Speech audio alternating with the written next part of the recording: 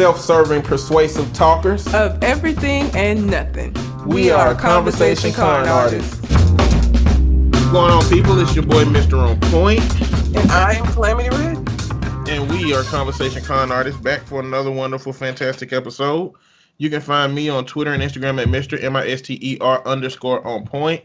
And I can be found at Red_Calamity. Also, we're still doing the listener letter portion of the show. So if you have a question you would like for us to answer on the show, you can send it to our Gmail account, which is conversationconartists@gmail.com. And you can find us on Facebook, Conversation Con Artists, and send it to us that way.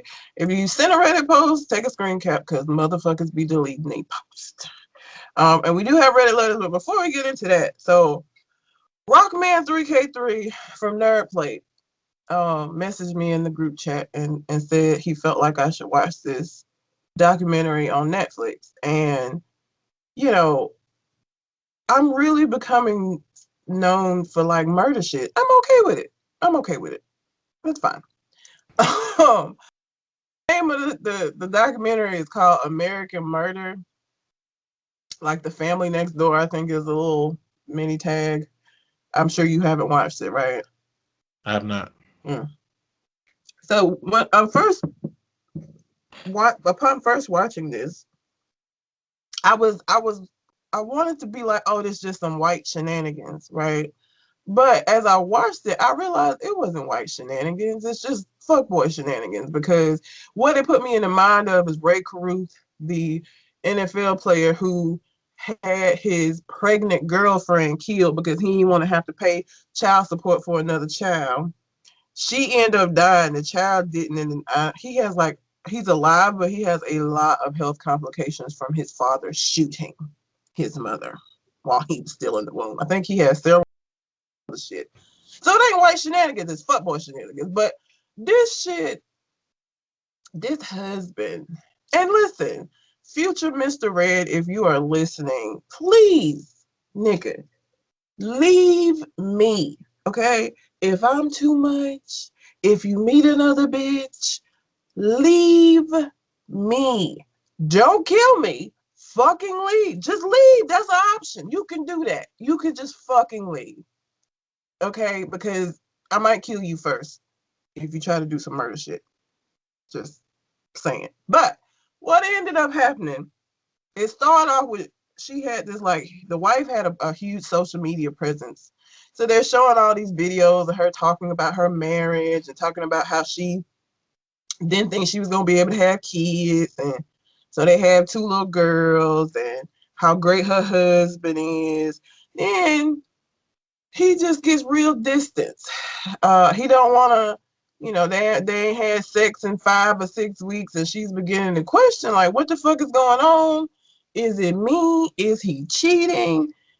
She keep asking him, and he keeps saying, no, it's not you. It's none of that. Things are fine. It's great. It's all right. So then she and the 2 children come up missing, right? So then they got like the police camera, body cam footage of the officers, questioning him and all of this shit. And he's like, they were here when I left to go to work this morning. And,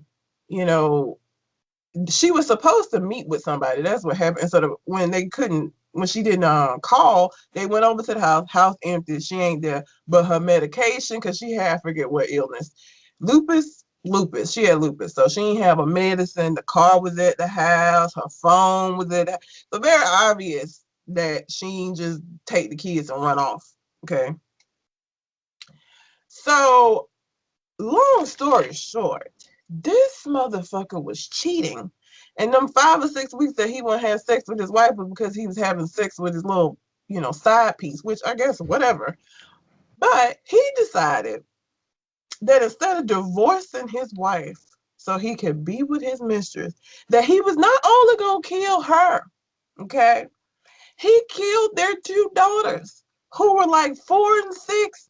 This raggedy motherfucker took them. I forgot what he did, some kind of oil something, put the girls' bodies in a goddamn silo. Okay.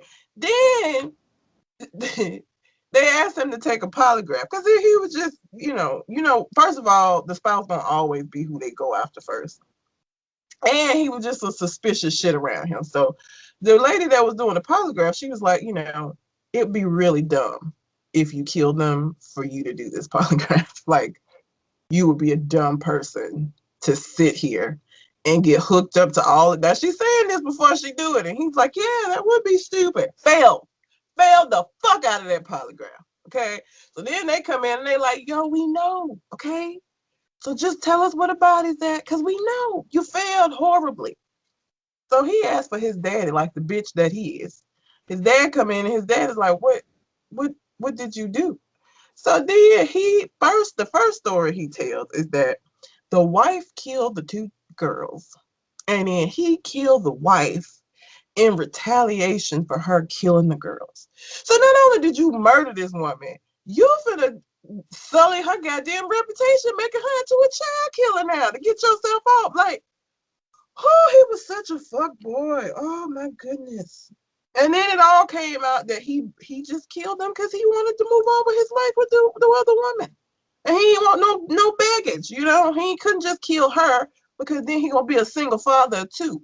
So he fucking suffocates his two daughters, 4 and 6, who trusted him. And he was like, when he killed the first one, the second was like, please, daddy, no. Still suffocated her ass. Cold-blooded piece of work. And he told his whole story. No. This is all shown through video. They had, like, so when his dad... He killed him on video? He talks about how he killed them once they finally get him to spill what actually happened in the interrogation room. All of this is recorded stuff. So, like, what I'm saying is there was literally nobody else to make this story sadder than it is except for him. Like, he didn't have to tell people that his daughter said, please, daddy, no, not me. Oh, yeah. Like, yeah, he could have been like, yeah, the second one said, hey, bitch ass nigga, since you gonna take motherfuckers out, go ahead and do it. Do it now. Kill me, bitch. Like, he could have created any kind of story he wanted. I guess he was caught at that point. He was like, fuck it. Well, yeah, might as well tell him about this little daughter crying. Like, and his dad, his dad came in, and his dad, I'm assuming, because he asked for him specifically, his dad already knew his son had fucked up. He was like, son, what did you do? What happened? And so first he tells the dad, and like I said, this is all in the interrogation room, so this is all like record. He don't never like directly speak to the camera. This is all, they had body cam footage from when the police first showed up when they first were looking for them. And then they had all of the footage from the interrogations. And so in the interrogation room, you got to see him do the polygraph and fail it. But it was just fuckboy shenanigans. Again, I was gonna say white shenanigans. I was. But then I thought about Ray Caruth, and I was like, no, it ain't white shenanigans, it's fuckboy shenanigans. Like, that shit is. And like, as soon as it started, I was like, oh, okay, this is gonna be some shit. Like, you can just, the name of it is American Murder, but like, even just seeing the footage of him saying, I don't know where they could be. They were here when I went to work this morning, and blah blah blah blah blah. Like, you just knew it was gonna be some bullshit, and bullshit it was. Fuck that nigga. Like, not only did you kill your wife, you killed a kid. You murdered a 4 and a 6-year-old who fucking loved you. They show video. All of this is like video footage of the family at different points. And they showed a video of one of the little girls singing about how her daddy was a hero. And he smothered her and put her in a fucking silo. He wasn't shit. White shenanigans.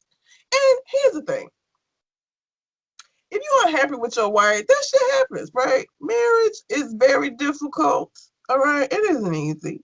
And sometimes you fall out of love with people. I mean, you shouldn't be falling out of love with somebody after you done fell into somebody else's vagina. But whatever order it happens, you fall out of love. Divorce, my nigga.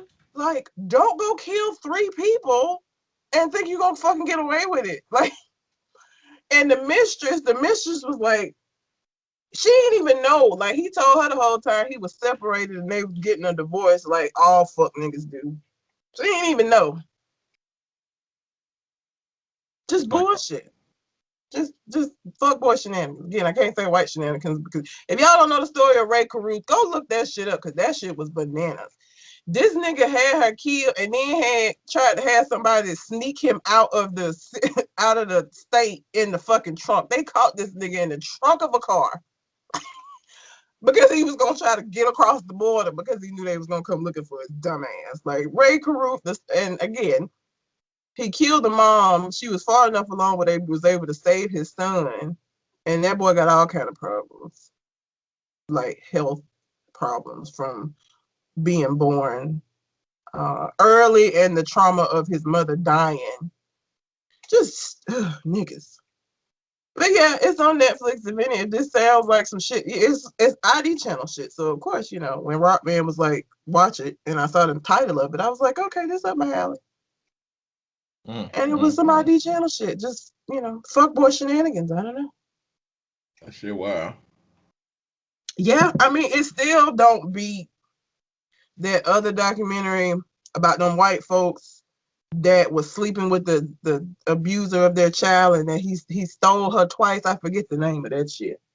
Still ain't wilder than that, but it is what it is. I don't know if you have any comments for that, but there you go, Rockman. He said he wanted to hear my take on it. That's my take on it. It's some fuckboy shenanigans. And Mr. Red, future Mr. Red, don't fucking try it. Don't try it. You won't expect it though. I'm so suspicious. I probably would. He'll know you well enough to know that he gonna have to hit your ass in the back of the head with a cast iron skillet while you cooking. He gonna know you well enough. He gonna be like, she probably already detected my new patterns and shit. I have to take her ass out in the shower. You just go stand outside the shower with a silencer on a pistol. He would have to do some shit like that. He would. You ain't even gonna fucking know what the fuck happened. Then you out. Let me tell you something. If haunting is a thing, like if you get to choose the haunt, I'ma haunt the fuck out of him. He ain't gonna have no peace. No peace. Okay? If haunting is a thing, and I don't know what happens when you die, but if that is a fucking thing, that nigga ain't gonna be able to work. I'm gonna psychologically fuck him up for eternity. You hear me? He not gonna be in peace. Whatever you kill me for, whatever bitch you kill me for, good luck, sir. Good luck. Let me know how that work out for you. Haunt the fuck out of him. He gonna see me everywhere he go. Get him put in a nut house. Anyway. That's that on that. Yeah. So let's see about these Reddit posts. Let me see. I got a woman whose husband left her after he became successful and now he wants her back. A guy whose girlfriend bought a penis extender and now she don't want to have sex without it. Husband cheating on you with your best friend. Husband won't accept our gay son. Boyfriend admitted he has Boyfriend admitted he has twin daughters after dating for 2 years. How do I break up with my boyfriend if he won't answer the phone? It's and a husband who mad because his wife got her cheating ass friend living in their house. I want to talk about the penis extender. I knew that was gonna be your pick. Okay. He doesn't say how old he is. So title of it is My Girlfriend Bought a Penis Extender and Now She Never Wants Sex Without It. So we developed an interest in toys and have a few dildos, vibrators, etc. One day, girlfriend shows me some penis extenders and asks how I feel about trying them out. I thought, sure, okay, could be fun. We got around to using it for the first time and she really enjoyed it and it was nice to see her get so excited. But now, whenever one of us initiates, she gets the penis extender out automatically every time. Like using it has become our default. On multiple occasions now, I've asked her if we could do it without the extender, but after a little more foreplay, she becomes unresponsive. Things fizzle out and she says that she's not in the mood anymore. I asked her about this and she told me I'm creating a problem where there isn't one and she just didn't feel in the mood anymore. Even though our sex was great before and I don't consider myself small, this has left me feeling inadequate, like I'm not enough anymore. I can't see any other reason behind this. What would be the best way to discuss this with her? My attempts to speak on it with her have not been well received. There are several things that need to be accepted about this conversation. Okay. We have to understand the existence of a thing that we call size queens. And these are women that absolutely love big ass meats. Period. That's just, they exist, okay? It's overrated. It hurts. It's not fun. There's a lot of women who like it consistently.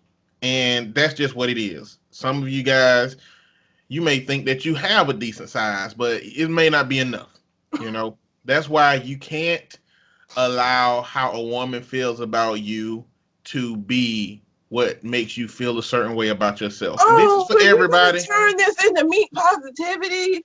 Listen, can I just have a fucking positive message for everybody sometimes? Go ahead. You good. This goes for everybody. This ain't just about men and sex. This is about anybody that will allow a person to make you feel a certain way because of how they feel about a thing about you.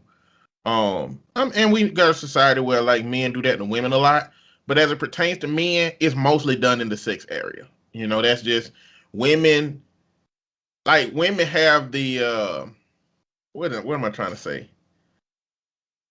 Like I guess they got the easiest sexual organ to manage. Who? You. What? I mean, as far as desirability. I mean, as far as all a woman needs is an opening on her body. And no, that's not true. What do you have to worry about when it comes to having sex with a man? Like, oh, you mean like size wise? Yeah, like men have to worry about am I long enough? Do I have sex long enough? Is it big enough? Like, it's a lot of stuff that men got to worry about in that regard. If we want to please women, like in Africa, they don't give a fuck about pleasing a woman. They cut your clitoris off and bang you until you fucking can't recognize yourself. You know, like if we're talking about pleasing women, it's a lot of stuff that men got to worry about. I'm just asking you, what do women worry about on that side? Sure. But have you ever really worried about that? No, but no, you don't. You don't worry about that. You just bringing shit up. Like by the time you're worried about moisture for yourself, you done been to the doctor and you know that it's a condition. Well, not necessarily. I don't know. Moisture, not smelling funny. Women have to worry about that. Sometimes. I don't know. Well, I mean, this is I got this from Family Guy, but you don't want it feel like throwing a hot dog down a hallway. I know.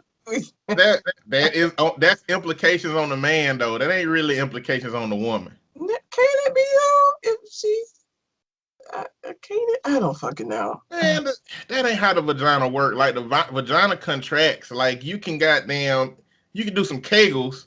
And everybody don't do kegels. Well, I'm saying, but it's not. I'm saying that a hot dog down a hallway ain't automatic. You know what I'm saying? Like it's not automatic. It's like you gotta, I guess, first be born with a bigger opening, and then you gotta be very negligent to the fact that you could do things that make that grip. Women have issues after having babies. It rips. There's a lot of things. There's stuff. There's a whole bunch of little conditions that may possibly happen with women that don't always happen. But before the night that a man and a woman have met, if he ain't well enough endowed to feel confident enough to throw his dick all over the place and be like, okay, she gonna like this, then dudes who are average or around that, they like, this could be enough, it could not be enough, this could be a size queen, it may not be a size queen. You know what I'm saying? She might have that grip. She might have that wet, and I might not last long. You know, like, it's a lot of stuff that men have to figure out. Now, don't get me wrong. Women got to figure out shit like, is he going to sexually assault me? Yes. Is he going to slap my ass? Is he going to choke me after this? Yes. Like, is he lying? Does he have an extra family on the side? Do we have kids? Is he going to take off the condom in the middle and let go inside? Like, what is that called? What did we find? What is that called when they do that? You know. Tell you. It's not ghosting, it's stealthing. Stealthing. And so, don't get me wrong, women got a lot more like critical, dangerous, my life is in jeopardy, and this person will fuck up my psychological self shit to worry about. But we do have physical shit to worry about. You know what I'm saying? So I just want to get that out of the way. Like, you got to become comfortable with yourself before you start putting your own well-being in the hands of these other motherfuckers, because they don't give a fuck about you if that's the case. Now, as far as a penis extender, we talked about this on the show before, one of those extender things that a man slide around and put basically a strap on that a man's penis can go inside. That doesn't sound like Not it'd be like a fun penis for him. enlarger. Yeah, I know, but that Extender. doesn't sound like it would be fun for him. I mean, it probably can be. I mean, Doesn't look, sound like it'd be as fun. I have been to the sex store and seen those penis extender things, and I know it don't feel like sex, but like it's clear that they've tried to do everything they can to make it feel like something. Like they got like vibrating things that go up and down while you're having sex and all this different stuff. But how do you tell your woman fuck this? First off, your woman don't give a fuck about your problems. That's number one. It's clear in this situation. She said, you making a problem where it ain't no problem. Ma'am, if we were not using this damn thing and now you grab it every single time and then magically ain't interested when we're not using it, who the fuck you think you playing with? It's, like, I ain't stupid, number one. Right? Number two, ma'am, you got to play the fucking game, okay?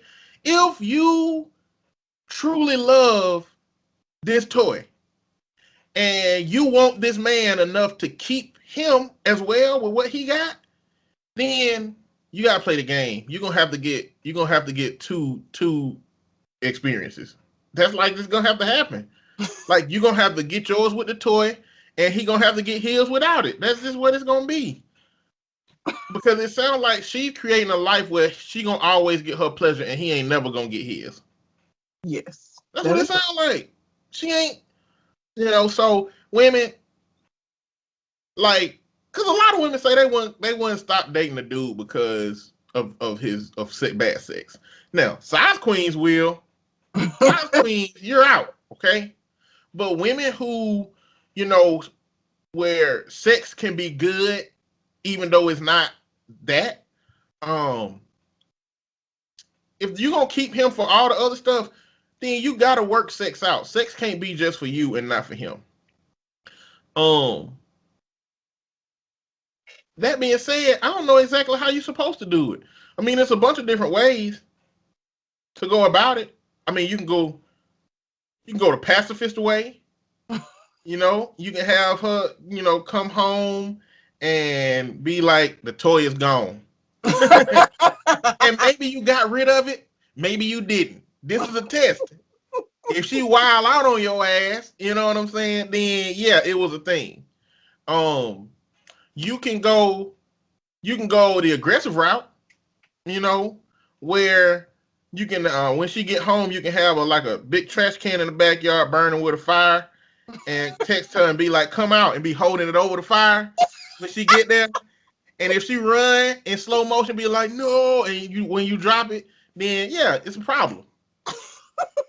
Well, listen, what you should probably do is have a grown-up ass conversation about how you feel about this situation. Listen, baby, we've been having sex for a long time, just with no toys, all right? And I'm okay with toys, but I'm not okay with toys if I can't get mine.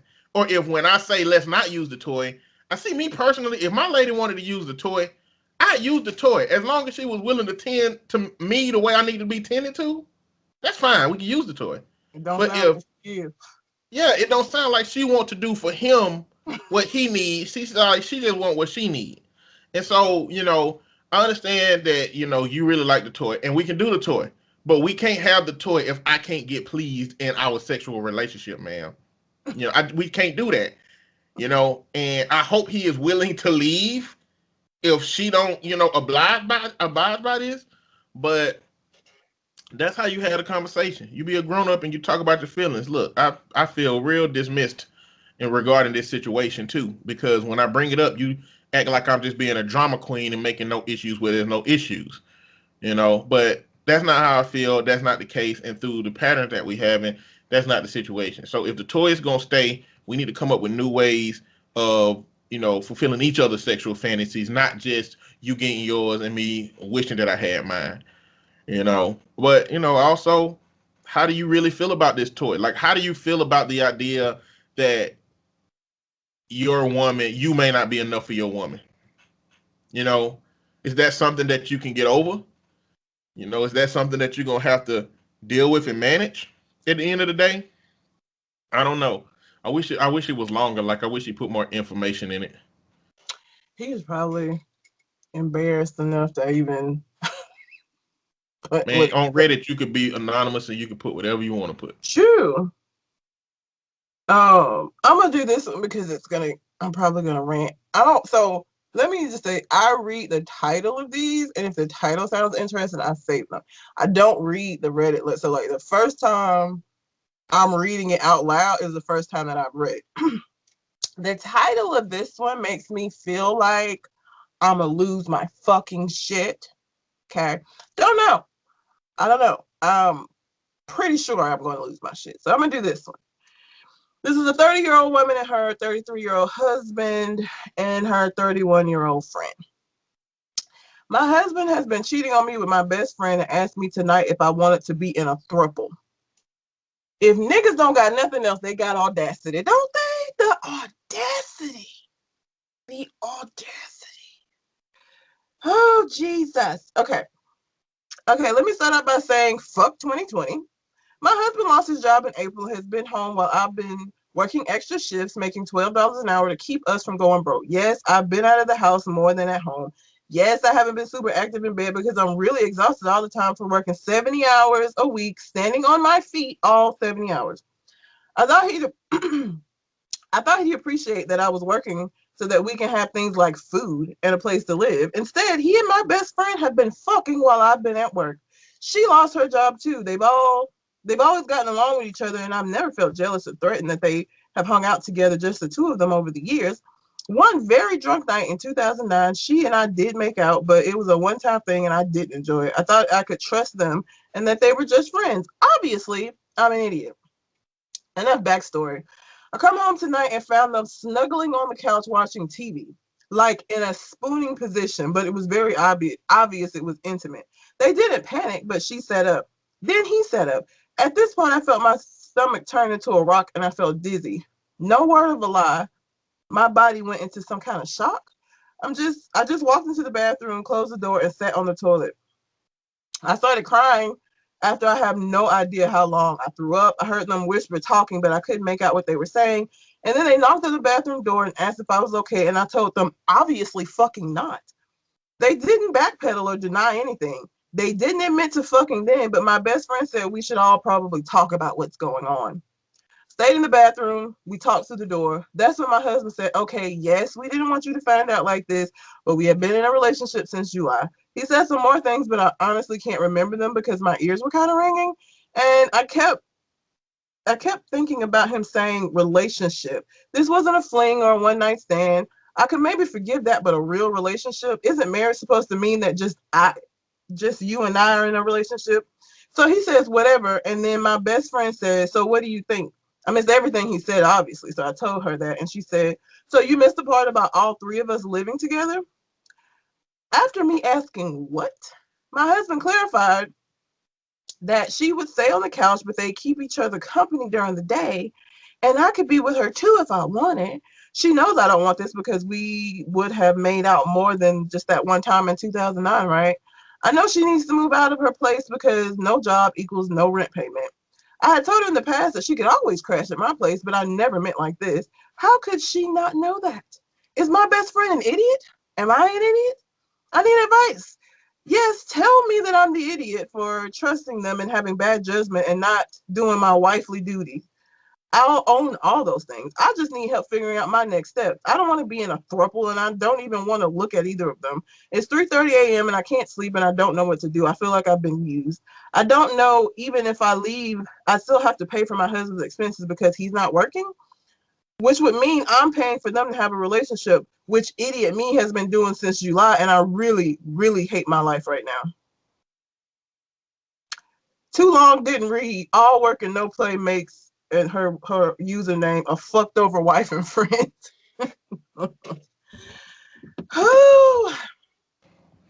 I think your camera froze. Yeah. It did. Nigga, like this is another situation in which I don't think I would ever find myself, because I feel like my friend and my husband would fucking know better. Okay? Just first of all, I'm out here working extra shifts and shit because you lost your goddamn job. And I took the for better or for worse shit to mean that, okay? You lost your job, I'm gonna pick up the slack to shit evens back out. I'm fine with that. But you losing your job means that I have to be at work for, longer amounts of time. So yeah, sorry, can't fuck you all the time. You go out and fuck my best friend. Not only that, but then you and this bitch think that we finna just join forces and become a goddamn throuple. You have lost your raggedy ass mind. You have. You've lost it. You have to have lost it, because you can't possibly fucking think that this is okay. You can't. The audacity. Oh, the audacity. What you mean? What's going to put his at? Let him go stay with her in her apartment and let both of them get kicked the fuck out. What are you talking about? What you supposed to do? I'm surprised you ain't in jail. I would probably be in jail. I would have fucking lost it. Like, y'all gonna have the audacity to ask me if we can all just be all together? Are you fucking out of your mind? Are you crazy? That's the kind of thing that you start your relationship off with, right? If you are into polyamory, if you're into whatever the fuck, that's cool.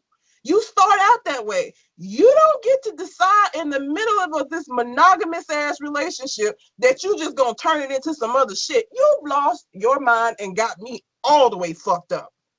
All the way. And I'm about to fuck you and her up. We gonna all be some fucked up motherfuckers.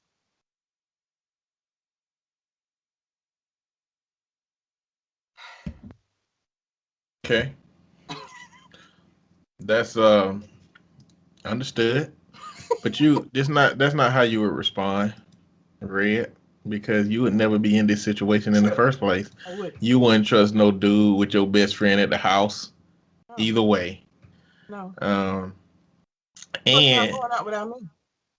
yeah, and I feel like if your dude knew you well enough, even if you did trust your friend at the house, he would be like, "Nah, baby, she can't stay here. You too crazy for that shit. You too crazy for possibilities. Goddamn, I don't even want to. I don't want an opportunity. If I'm gonna cheat on you, I'm gonna hit your ass in the back of the head with a cast iron skillet while you cooking and get rid of your ass. I am not going to do that shit like with you still existing out here. Nope. And I don't even want your mind to be paranoid or nothing. So you wouldn't be in this situation, so it ain't no big deal. You know what? Yes, the answer is get the fuck on. Like, you have the leverage in this situation. Tell him to get his shit and get the fuck out of that house and call the police if that don't work. Yep. A court wouldn't make you win in the spousal support, all that shit, because he is the one who had the infidelious acts. Yep. You wouldn't be put on the line for that shit. And yeah, this man got a lot of audacity. One thing about, open or poly relationships is that you have to, you got to be open about that shit from the beginning. If he thought he wanted this is some shit he would have had to talk to his wife about for months and months and months, if she was the kind of person that would even participate in it. Like, this ain't something where you could just bust out on somebody. Non-monogamy is a lot for a motherfucker to take in. Period. It's not like it goes against our societal standards. It goes against what we believe our natural desires are supposed to be. It go against a whole bunch of shit. You know, I don't know what our natural desires are supposed to be, but like at the point that you're 30 something years old in a relationship, it feels like you're supposed to find one person. And then it goes with the notion of the romanticism that we have in our society. You know, knight in shining armor and the soulmate, and it's all rooted around one person coming, scooping you up and being amazing forever. You know, and a lot of motherfuckers, the reason that she's working 70 hours a week is because she at some point, if not have always considered him the one she wanted to be with, her knight in shining armor. And it's really disrespectful to somebody who loves you to not only cheat on them, but allow them to find out that you're doing it like this, you know, and with their best friend. Like, and then when found out, this is when you say, I want to try all of us being in a relationship. Like, he made, bro, on a multiple choice test, he got all the answers wrong. Like, he could have got one right, but he got all of them wrong. He did all of this shit, all kinds of wrong, you know? And the fact that they were so nonchalant about it probably made it a lot more problematic. And then she even said that if it was a one-time thing, she could forgive the shit. You know, so clearly he didn't know his woman enough to know how he could have even gotten away with this if he wanted to get away with it. You talking about relationship since July. Relationship? You in a relationship? I mean, if you wanted to get away with this, you could have just been like, well, we haven't had sex, and this was just, we kind of got too close. We just kind of got here. It won't happen again. And then keep doing that shit. Like, I mean, damn, if you wanted to do it. But this motherfucker, not smart. Not smart at all. So, leave him. You don't have kids, it sounds like, so good for you. But, you know, you got the leverage. You got the money. Leave, work a regular 40-hour shift because you don't got to take care of his sorry ass no more. And get ready to be finding you another mate. Have you a little, you know, fling stage, you know, get on Tinder, Bumble, find you some, you know, some meat to occupy your time, you know, maybe a little companionship, but you know what people get on these apps for. And go from there. But don't stay in this shit. Be respectful to yourself. Nigga. Damn. Okay. This one. Listen. You know, I know a part of my dialogue was about how he could have got away with some stuff. But let me tell y'all something. Every single person, it's a best way to do bad shit still. Okay? It's a best way to do fucked up shit. If you're going to do something fucked up, it's no point in not taking out all the stops to control it and create the narrative that you want created. Don't just do shit and fuck around and get caught. That's stupid. Why would you do that? Why? Nobody wants to get caught. And not getting caught takes work. So it's a right way to do stupid shit. Okay? Figure it out. Oh, Jesus. I can't with you. I'm going to do this one just because I this is something that I see a lot or saw a lot when I was doing regular therapy. And I'm sure you've experienced this as well. This is a mom. She says, my husband won't accept our gay son, which is like, come on. Last month, my son, who's 16, came out to us as gay. I already kind of had a feeling, call it mother's intuition, if you will, and was not at all surprised when my son came out. My husband and I both grew up in religious households, but when we had children, we never wanted to force anything onto them. We both agreed that we would raise them as best we could, and if they chose not to believe in God, we would love them just as much as if they did. We married young, and our eldest was born when I was 20. We had always wanted a decently big family and are so grateful for our 3 beautiful boys and a baby girl. However, last month, the dynamics of our perfect family broke apart. My son had been so nervous for a while before he told us, and then when the restaurants reopened, he begged us to take him out alone without his siblings. He looked desperate, so we both agreed, and my mother babysat for us. We arrived, and I just had a feeling I knew what he was going to say. And when the food arrived, he finally did it. Mom, Dad, I'm gay. I held his hand and told him that I loved him. We both did, and that he will always be our son. From hindsight, I now realize my husband was being unusually quiet. But at the time, I was so elated and my son looked so relieved. When we got back home that evening, my husband went straight upstairs. I assumed he went to the bathroom, but when he came down, he had a suitcase. He grabbed my son and dragged him along with the suitcase out of the house. I ran after them, of course. My husband called him names onto the driveway. I guess it's supposed to be the driveway. He basically threw my son out. I was pissed. I had no reason to believe my husband would react this way. We have friends who are openly gay and talk to many people at our church who are too. I don't understand how his son being openly gay is a problem for him. I was so pissed, I stood between them and told my husband to respect his son for who he is. Now, he's never been a violent man, but for the first time in the 17 years we've been married, I saw him as violent. He hit my son. I was so angry, I threatened to call the police if he didn't leave right now. He left the house angrily, drove away. He has been staying with his brother since. I love my husband and my son. I want them both to be happy, but my son is 16. He can't live without his parents' help. My husband can. I chose my son over my husband. Does that make me a bad person? Probably. But the moment he hit my son, he lost all my respect. I don't think I could ever look at him the same. He hit our son. That's not okay. I'll always love my son, no matter what he chooses to do with his life. Why can't my husband just accept him for who he is? If he's okay with these strangers being openly gay, why can't his son? Now my son blames himself for me being upset with his father. I keep telling him it's not his fault, but it doesn't help that whenever their father does come home, he poisons our other children's minds to think it is their older brother's fault. I just want my family to be peaceful again, but my husband is refusing to talk to me for as long as I defend my son. Last week, he suggested a divorce. I love my husband so much, but if he doesn't accept my son and apologize for hurting him, I don't think I can stay married to him. Every time I see him, I'm just reminded of that moment when his fist hit my son's face, and it makes me so angry and upset. My mother has suggested we go to couples therapy, but I see no point if his father is too stubborn to accept his son for who he is. Is it even worth it if I stayed married if all I remember is him harming my son? And then she does do an update, but let's talk about what she said now. Yeah, that's fucked up. That's all kinds of fucked up. Like, all of these situations create so much nuance. Um, and in this situation, it's like loving family. I love my husband. Husband and son don't get along right now because of my son coming out as gay. Am I the asshole for choosing your son over your husband? Hell the fuck no. No. This nigga is homophobic. It's like willing to disown his own child at 16. Like, this is a DHR report. It is. You just punched your child in the face and told him to leave the house at 16. That is a DHR report. They will come to remove all of your fucking kids from you if your son go out there and tell the world that my daddy put me out.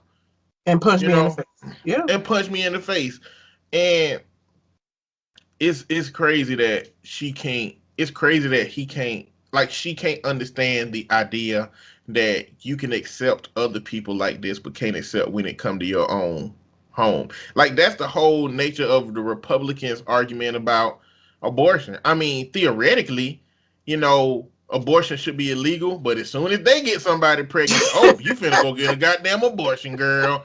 Like, when you don't believe it got shit to do with you, then you got one perspective. But when it come knocking on your door, like, hey, Senator, this shit's going on, then, oh, fuck. No, that shit we be talking about dead right now. We got to get this situation fixed. So I just don't, like, the part that perplexes me is her thinking that she's the asshole for this and not being able to understand why her husband may be acting like this. But furthermore, your husband is somebody that you didn't think he was. Yeah. And you can't fix that shit with counseling. Like, if a motherfucker came to counseling with us and they was talking about their family dynamic and the reason they came was because the husband was homophobic, I'd be like, what the fuck y'all in couples counseling for? This nigga need counseling. You hit your son in the face and told him to get the fuck out the house? Matter of fact, there might be a DHR report on your ass. They coming to get all of y'all motherfucking kids after this conversation. You know what I'm saying? Has he hit any of your other children before, man? Is your son safe now? Like, is your husband gonna wild off and punch your son again just because he can't fucking deal with the shit? Listen, all the men listening. Listen, homosexuality ain't a choice. And if it is, it's not a choice to the degree that you can do something about your child becoming it or not. All right. So you have to consider that your child may like people that are the same sex as them. Just get used to the idea. Hope for the best. Hope for the majority. I don't want my son to be gay. I don't want my son to be gay because I have a problem with gay people. I don't want my son to be gay because I know that the toxic and dangerous motherfuckers in this world are going to be threatened against my child's pure existence, and they're going to want to do something to him, and they're going to treat him in a way that no human should have to be treated, and he's going to have to deal with psychological anguish that no human should have to endure. I don't want my child to be gay because fuck y'all, not because of fuck him. Yeah. You know? And so that's my thing. Y'all got to get used to the idea that people are gay out here. This is the world we fucking have. And one of my friends he made a Facebook post. Dang, I feel like I need to go find it now instead of just saying it. Well, if you look for it, you know, this always. Hold on, here it go. Before you start talking. Empire gay, P-Valley gay, The Shy gay, Power gay, black television today is poisonous to the black mind. So you mean to tell me that the first thing is 5% of a show can have a homosexual component, and because it has that component, is all gay now. Okay, number one, that's fucking irrational. You're stupid. Number two, you mean to tell me that you can overlook the glorification of criminal enterprise through selling drugs and murder and violence? You can overlook that shit going to your kids and to the black mind. But that 5% gay is the reason that these shows are a problem? See, that is a big problem with how the black community, let me say the toxic members of the black community, be thinking. It's just really irrational to think that and to make gay the thing that's destroying the black community. Because that's how my friend think. Of all the other shit that could be destroying the black community, he said gay. And he was talking about, at some point we had a conversation about, how kids are having access to this information. And I was like, so you feel like your kid watching Empire can make him want to kiss men at some point? And his belief is that yes. And I'm like, well, why you ain't kissing men? You watch the shit. Why are you not lip locked with a nigga right now? Okay? He be like, well, you know what I'm saying. I'm like, okay, you don't got no answer for that. It's like you just want to demonize and vilify gay people just for the hell of it, and you gonna make the narrative make sense to you and people around. You're going to make I don't fuck with gay make sense regardless. You're going to say things that, well, this TV show gonna make the kids gay. Well, you ain't gay, And the crazy thing is that, like, a lot of black people don't recognize that the same representation that we were fighting for to be a part of society, because we are a part of society, is the same thing that women fought for, is the same thing that gay people fight for, is the same thing that persons with disabilities are fighting for, is the same thing with kids with autism and autism supporting allies are fighting for. The Umbrella Academy got a kid in it that has autism. Representation is becoming a more significant thing, and not representation in the sense that it looks like that thing, right? Because if white people had their way, they'll be painting white people like Robert Downey fucking Jr. from Tropic Thunder and putting them in shit. If that was the case, if that was the important part. But no, that's not about that. It's about the actual people being able to represent themselves. So don't hire an actor that's straight to play a trans person. Don't hire a kid that don't have a disability to play a kid with a disability. Like, let those people have a part in Hollywood, and in media. Otherwise, we just stigmatizing the groups of people. So I was just going into all of that to say, like, we got a very toxic society, and men at some point, women too, women who have co-opted that shit, and who will send their son to their uncle because he got some like feminine actions and stuff to try to, masculinize his ass. we gotta accept that homosexuality exists, whether we fucking like it or not.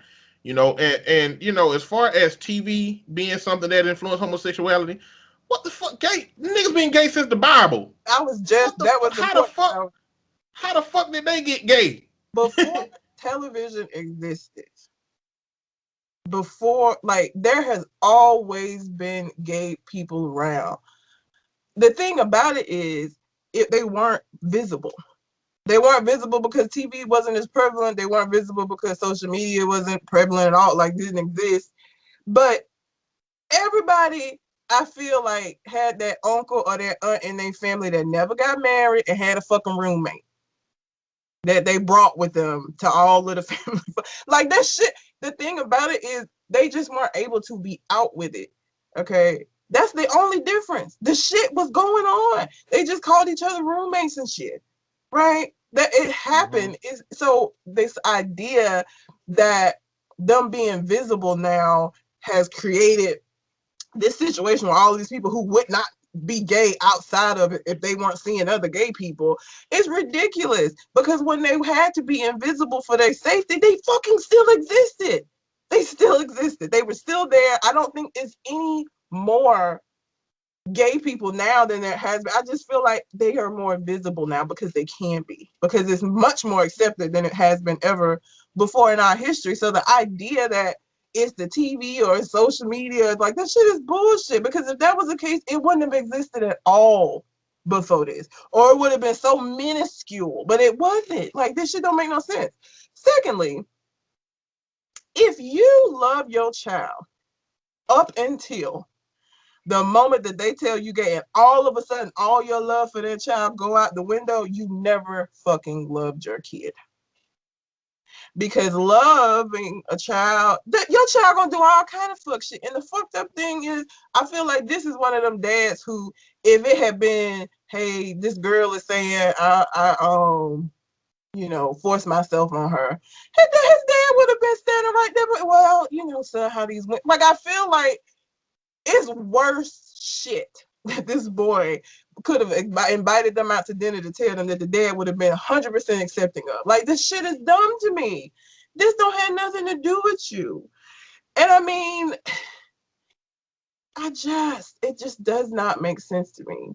And, like, kids, I work in a psych hospital, and it's kids who really fucking try to take their own life. Like hardcore, they just lucky to still fucking be here, suicidal. And it's like, would you rather have a dead child or a gay child? Like, you rather that child not exist, or you rather that child not to be around you than for you to have a child that's gay? Like, it's so, your child could be a murderer. Your child could be fucking Jeffrey Dahmer out here eating. There's so many other things that this kid could fucking do in life that I could see more of it being like, whoo, little Jimmy is tripping.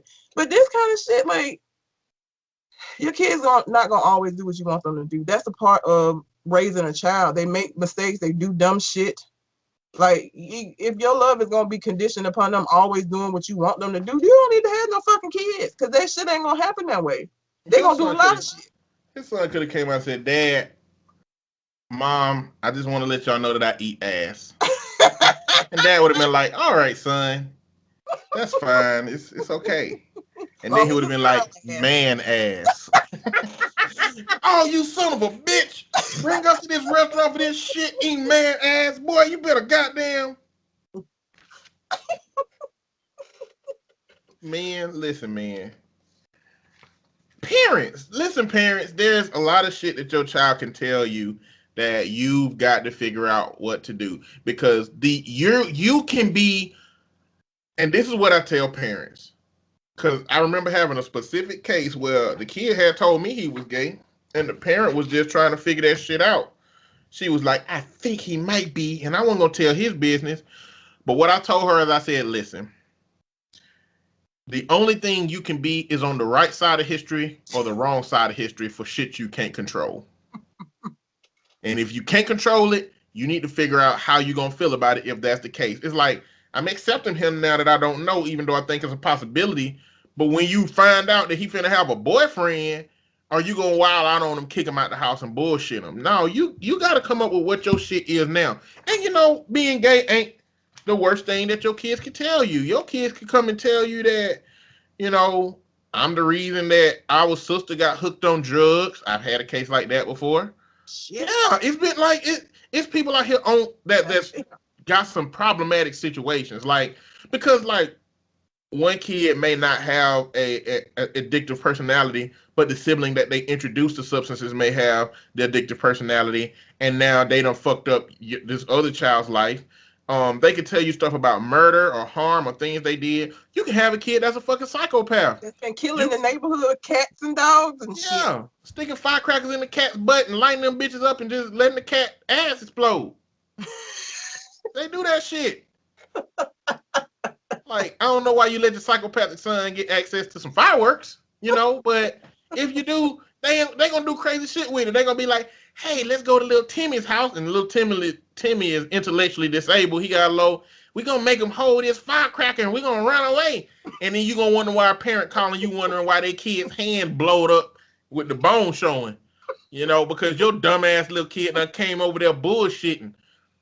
All I ask in these cases is that you be a responsible parent, okay? And the thing that children need, I want y'all to hear me. The thing that children need is support.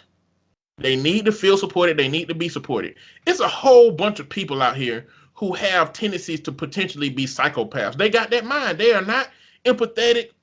They don't give a fuck about people. But if they have the proper upbringing, they thoughts might not be to hurt things. You know what I'm saying? You know who come up with the idea that things should be hurt? Kids that are fucking left alone, that don't have no support, that don't feel no love, that ain't finding the value of what it looks like when somebody cares about you. And so what happens is they feel like that care ain't important, and they act on it. Children need support, even them little crazy motherfuckers you can't do nothing about. But your gay child, they definitely need support because they are in the middle of a whole world who is going to say, fuck you because of who you are. And I'm not willing to be a part of the fucking problem. I'm willing to be a part of the solution. And anybody listening, you need to be a part of the solution. Yeah. I'm going to read the update in your camera, folks. Yeah. Well, she said clarifications and kind of an update. I didn't want to express the language my husband used against my son as it was very insensitive and offensive. I didn't think it would be appropriate to write them out. Me and my children are staying with my parents at the moment. Husband keeps showing up at the house and son experiences major panic attacks when he does. When I commented I would suggest therapy, I meant for him to go alone so he could work out his issues. I'm looking into some family therapists, LGBT-friendly therapists, etc. It's quite difficult to find some in these trying times, but I have found a couple who seem good. Also, I think the one thing most people were concerned about was to charge my husband for assault. I did take pictures of the injury and was ready to go to the police, but my son begged me not to. This whole thing has clearly shaken him up, and he's scared his dad will hate him even more. Even my parents have been trying to stop me from making such a spectacle of it, but I do agree some action should be taken. I'm just trying to remind my son that his father should be penalized for hitting him and that it's not okay ever for someone to hit their children. It's currently 9:30 a.m. where I live, and my husband has responded by telling me that he refuses to meet with me and that I should contact him via a lawyer now. Yes, I am heartbroken that my husband wants to divorce me because those feelings have been there for 17 plus years. It's hard for them to just go away overnight. But I do think divorce is the best option for us. He put up a facade our whole marriage. He kind of broke my trust. I don't know if I could ever allow him back in the home. It would be a risk. It would be at the risk of harming me and my children, and he would be lying to me again. I would hate it if one day I woke up to my son not speaking to me because I chose his abusive father over him. I don't think it's worth it. He doesn't want to be mature and at least have a conversation with me about it. He's really changed from the man I knew him to be, and I honestly don't know how to deal with that. It's very difficult to know the man you've devoted so much of your life to has been pretending to be someone he's not. I have been in contact with a couple of divorce lawyers from my area. My cousin is a solicitor. I think they in the UK, solicitor, mom. And even thought divorce isn't her, and even though divorce isn't her specialty, she was able to find me some of the best from my area. Also, my plan for today is to sit all my children down and have a long talk about why mom and dad are divorcing and that none of them are to blame, especially my eldest. I'll tell them that their father did something intolerable by hitting their older brother and expressing such aggressive behavior in front of them. I'm also going to ask them what their father has been saying to them and recording it. I'm just lucky I have a decent job, make a stable income during this pandemic. Otherwise, I would be screwed right now. Even though husband was a breadwinner, I don't make too far off from what he does. Yeah, your husband ain't shit. Yeah, fuck him. Like, Like, sit the kids down and tell them, y'all, daddy is a fuck boy. Okay, he's homophobic. I've been bamboozled these whole 17 years about this shit. I fully accept your brother in his life. I hope y'all fully accept his brother in his life. I will not tolerate homophobic children. So if any of y'all want to be like your fucking daddy and not accept your brother, then get the fuck out of here and go live with him. You little bitches. I mean, not all of them at the point that they feel like he feel. That's how I would feel. You know what I'm saying? Like, all of them ain't bitches, just the ones that feel like daddy feel. You know what I'm saying? But yeah, throw daddy under the bus. Tell him his meat little. Talk about his talk about when he all his secrets. Tell him, daddy, mommy told us about that time when you were thinking about getting the strap on and her using on you. oh God. Tell all the secrets. Fuck him, Oh, man. Jesus. Listen, man. You look. You know, if so, I don't understand people who are homophobic and attack gay and trans people because they exist. You know, and I don't understand that for people whose family members are gay. But you know, he probably feel like my reputation is finna be tarnished. Like I got a gay son. Like how people gonna look at me? What people gonna do? Because you know it'll be easy to be like, look, it don't got nothing to do with you, but it do to a degree. Got something to do with him because like, you know, this is the hard part about dudes. You know what I'm saying? If you accept that children are born gay, that means you probably had a gay sperm swimming around in your balls. Like you don't want to accept that. Oh. Or you mean to tell me that the semen, one of the semen inside of me was like swimming to the left while the other one was swimming right? Probably, yes. I cannot, and I will not with you in this. Yeah, I mean, listen. I can't wait till technology catch up and tell us what the fuck is what. I can't wait till technology catch up and tells us about all the shit we don't know about. You know what I'm saying? And people are still gonna be willfully ignorant to that shit. You still got people that don't think climate change is a fucking thing, and you got science that proves it. Like, there's still gonna be people who just willfully are not gonna believe it and think this is just another part of the gay agenda. Now they trying to get science involved. Like it's not for the people that are just dumb and stupid. They gonna continue to be willfully ignorant. That ain't gonna matter. You still gonna have motherfuckers in denial about it. Because you got serious shit going on in the world now that motherfuckers didn't believe COVID. This niggas dying. And it is still people that believe COVID is not a thing. People are dumb. They're dumb. You have, like, listen, I wish more moms were like her. As far as standing up for their kid when some fuck shit happened with a parent. Because you have a lot of mothers that would have been on the wrong side of history and would have rallied behind dad and be like, yep, you got to get out, son. You know what I'm saying? Like and the thing is, how difficult that must be for her to love this man and know that she's got to let it go because he turned out to be a fuck nigga. Like, I wish more moms were like her. So she definitely ain't no asshole that didn't fuck up. Like, she did what she had to do for her son. You punched him in his fucking face. You punched a 16-year-old. And the thing about it is, if mom knew that he was probably fucking gay, dad probably knew that shit. But it's one of them situations where until you tell me, I can pretend like I don't know. Right? Until you tell me, I can pretend that I don't see any of these signs that let me know that he might be a little gay. You can pretend that that's not there until he says, hey, dad, I'm gay, and now you got to deal with it. You don't want to deal with it. If mom saw that shit and kind of knew, dad knew. He knew. He just didn't want to fucking deal with it. Fuck that nigga. I had a conversation with my girlfriend about what, if our child came down and said that I'm gay, what are you gonna do? Fucking figure out what the fuck we eat for dinner? What the fuck you mean? What I'm figure the same shit I do every goddamn day. The same thing if the motherfucker came down and said, Daddy, why the sky blue? Okay, motherfucker, let's look it up. And let's figure out what we eat for dinner. Like, it ain't that hard over this situation. And again, back to a point that you made, I would not want my child to be gay, but not because I have an issue with gay people, just because. And then a black son in America, oh, I would be sad just because I know that this is just another strike against you that you're going to have to deal with. There's another thing that people are going to judge you for and probably mistreat you for. And as a parent, I don't want that for my kid. And so from that perspective, I get it. But this dad he don't give a fuck about him. You're right. He probably care about how this looks for him. He don't agree with it. He don't think it's all right. So that's the end of it. It isn't out of concern for the son and what his experience is going to be like as a gay man in England or wherever they live in the UK. Fuck that nigga, man. Take him to the cleaners. I hope I don't know how alimony and stuff work in Europe, but I hope you get money, bitch. Get money. That's how you feel? That's how I feel. Me too. Fuck her. Fuck him, sorry. I'll do this last one because it's short. Did you have any? Yeah, I got some. Okay.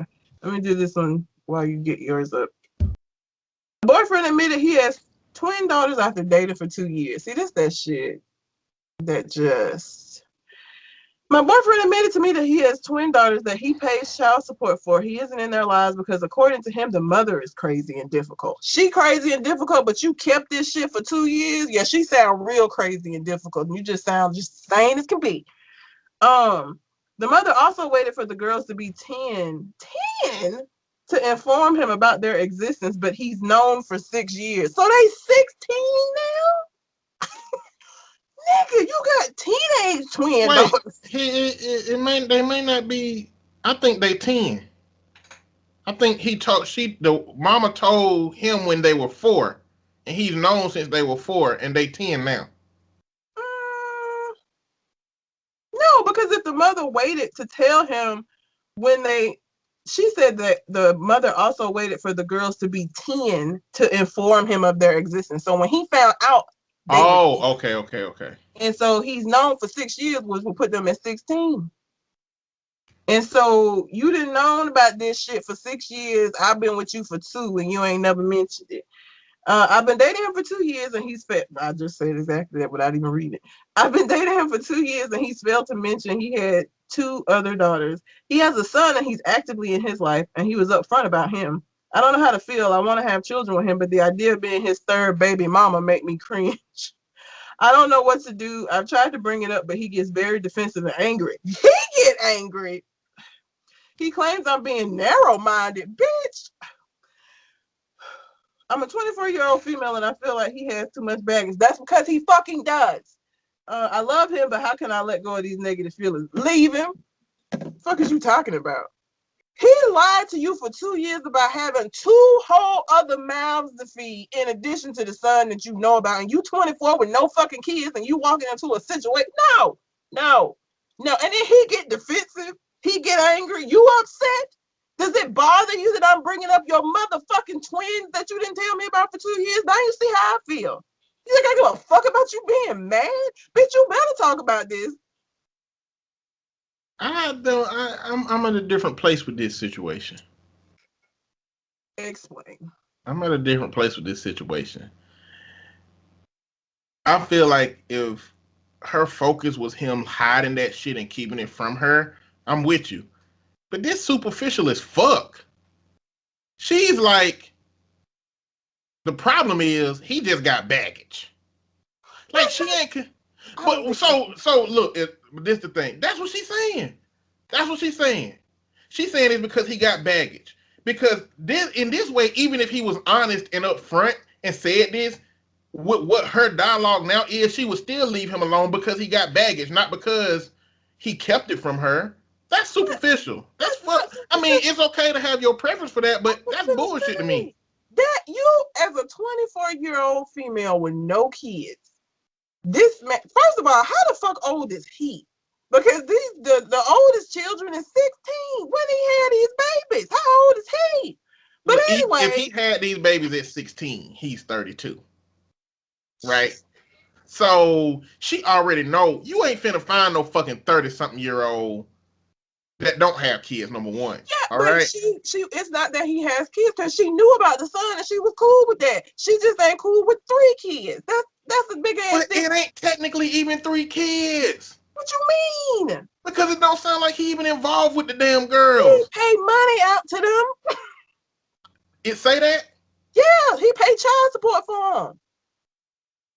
If it wasn't a problem before she found out, it shouldn't be a problem after if it's about the baggage. Like, to me, if you want to get the fuck gone because he lied, then get the fuck gone because he lied and then tell you about this. But if the issue is that, it's just some extra baggage now, that's bullshit to me. I don't think so. That's bullshit to me. And then only 2 more years of this shit. If you really like it, it's only 2 more years of him paying for them.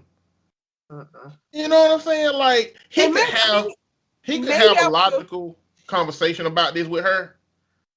So him not being willing to have a dialogue with her is some dick move. So yeah, leave because of that, or leave because he lied, or leave because he ain't been upfront with you.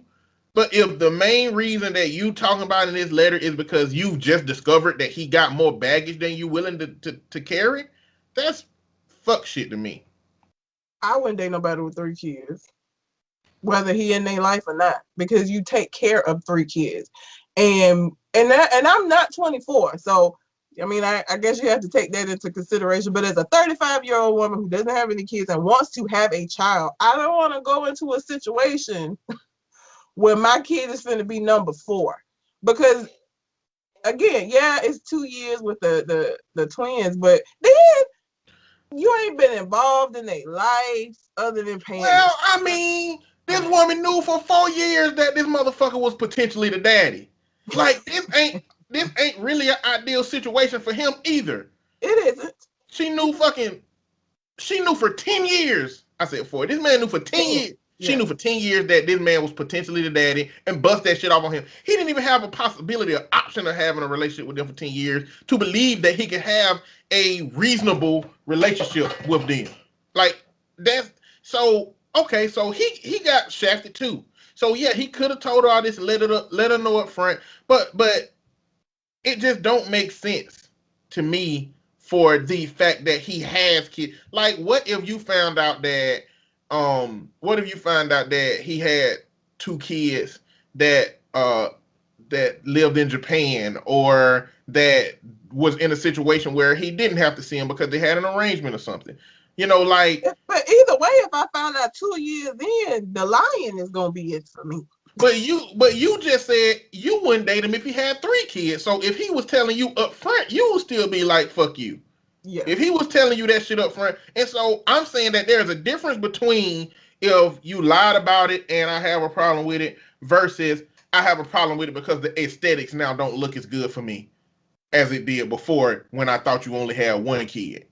Them are 2 different things. I used to say I wouldn't date people with kids at all until I got old, and now everybody got babies, so I had to loosen that up. But even in me loosening that up, I don't want to walk into a menagerie of children. I don't, because I want to have one, and I don't want my decision on whether or not to have one to have to be like, this nigga's already got 4. That'll be. Well, why would you be asking yourself that? Why? You don't even see how his other 2 kids exist. She don't see how them twins exist. She ain't saying we've been put in a financially compromising position because he's paying child support. She ain't saying these little twin daughters come around here knocking my shit over and being assholes at home. They missed out on 10 years of relationship with their daddy. She's saying the mere existence of them being connected to him is enough for me to say that's baggage and I don't want to be with it, even though they don't impact her existence, her life at all. Just the mere fact that they are here and belong to him is a problem. That's stupid to me. That is just stupid to me. If they don't live together, she wouldn't know what his finances are. So like, it wouldn't matter. But if we looking at moving in together, and now I find out you got to pay $1,600 a month for twins, and you ain't with the mother of the son, so he probably paying child support for this son too. Look, if was a fifth, we'd all be fucked up. Okay, we ain't talking about no if. We talking about what we got right now. They don't live together. Ain't none of this shit fucking with her. The only thing that's fucking with her is psychologically, she feel like, oh, my child will be the fourth of his children. Oh, that don't look good. Or, oh, he got baggage, which ain't really baggage. It's really just a little bit of money that he got to pay out every damn. What? He said the word. He told her that the mama was crazy. Found out on her own? No, he told her that. And of course she crazy. She fucking had him after 10 years come out and say that you got some kids, twins, bitch. You remember that night you shot up the club? I bet you didn't think one was gonna come out, but bitch two. Like, that's bullshit. So she then find out that the woman crazy, but by her own account. She don't have no connection with these kids. She really don't know if paying that child support fucked them up financially. The only problem with this situation is in her fucking head.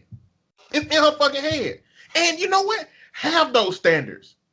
Don't want to have the fourth child. But for me, it need to be because he lied to your ass, manipulated your ass, allowed you to get in a 2-year relationship with him and not tell him that he had other shit going on. Let that be the reason. If the aesthetics is the reason, you're stupid. Because it sounds like you, I mean, if you didn't like the situation, you didn't like the person, you wouldn't be in the relationship, would you? You know, you like the person enough to be. Obviously, for me, it would be the lying. Like, and you know, I wonder how. So this is the thing. I wonder if it was a blatant ass lie. I wonder if it was this is my only child, my son. I'm glad you met him. And then boom, well, I kind of actually got 2 more kids, or if it was a lot like a lie by omission, like I just didn't. Well, I ain't gonna say that, but I asked, how many children do you have? That's one of the first motherfucking questions that I asked. So you are going to have lied to me, because it isn't gonna be a situation like one of the first questions I asked, how many kids you have? So is that to say that if she didn't ask that question and it never came up to now, that you can't call that a lie? I can't imagine that she wouldn't. Well, then she would have told us that she asked at the beginning. That would make sense to tell us in the story that I asked him at the beginning if he had kids. I'm saying, look, I know if it was a fifth, we'd all be fucked up, but I don't think we can assume that she asked that question. And if she didn't ask that question, no, a lie of omission is a lie. Like, you cannot hide 2 kids, because why now? If it didn't matter, why are you even telling me about these motherfucking twins now? If none of this matter, if it ain't a financial thing, if they don't exist, I mean, it don't matter. Why would he even bring it up? There's a reason why he decided to tell her this. We don't know what the reason is, but he ain't just bringing this shit up for no goddamn reason. Okay, and something happened to change circumstances where he was like, "Damn, I need to tell this bitch." And I mean, her life might be in jeopardy. Goddamn, crazy baby mama. He might be like, "Listen, okay, I got twin daughters, okay, and she can't even get over the twin daughter part." After he said I got twin daughters, I heard was like that woman when she walked in the house and saw the husband and the friend cuddling, and she went in there and it's just her ringing in her ears. Like, she probably heard roar. What he was saying was, "Look, this bitch on her way. She crazy. I'm gonna get you a hotel. You need to go over here. I know I could have told you this at a more opportune time, but you're gonna die if we don't get this shit together right now." Like, it could have been for her life, for her safety. Hey, there's a reason why he told her something about that. I told you for you, not for me. Hell no. No, there's something about it that was enough for him to want to tell her. He has not said nothing for 2 years, and he just out of the blue said some shit. Something has happened. Something has changed. Something that's going to impact this relationship he has with this woman. Man. And so he's like, let me tell her now, because some shit coming down the pipeline. Let me try to get it. Maybe he forgot he had kids. Nigga, bye. What? Maybe they are so distant from his life. Maybe there's cognitive dissonance. Maybe he paid for the kids but don't believe they his because this can't be right. This can't be right. Them ain't my kids. She kept me for 10 years. She just came and tried to put these kids on me so she can get a check. Because you could have told me that. You still could have told me that in the beginning. Like, I got a son. I also got this crazy bitch that say I got twins, but you could have mentioned that. He knows she's superficial. He knows she'll get the fuck out of Dodge because of that shit. If I tell her this shit, she's gonna leave me the fuck on by myself. What is your Reddit post? What post do you have? Let's see. Which one of these do you want to do? I, 31 male, am in equally love with both my wife, 32 female, and my coworker, 21 female. I fucking hate 2020. Am I the asshole for planning a solo vacation and expecting my family to survive on their own? And I really want to read this one because this is the best boss ever. A doctor's best Christmas present to his office staff. Fire a patient who was rude to you. Like you can just do it with no repercussions? Let's go through this one first, and then we'll choose between the other two. Okay. This is a long one. This is a long one. Your camera froze. All right, let me reset it. This is a long one. It's kind of long, but I read relatively fast. Several years ago, I was chief operating officer of a mid-sized acute care hospital in a prosperous suburb of a major metropolitan area in the deep south of the USA. I'm now retired. One of the things you have to do when you're in the hospital management biz is to schmooze with the doctor. So for 30 to 60 minutes a day, I would hang around the doctor's private dining room or other places where they would go when they needed a break and listen to what they had to say. Doctors like to talk about themselves, so in my opinion, was rarely requested and even more rarely provided. Some were good docs, some were bad, but one that stood out was a board-certified internist who I called Dr. G. Dr. G was 60-plus years old, fiercely independent, and was one of the few solo doctors who admitted patients to our hospital. Most of our doctors were in large multi-specialty group practices. Not him, he was by himself.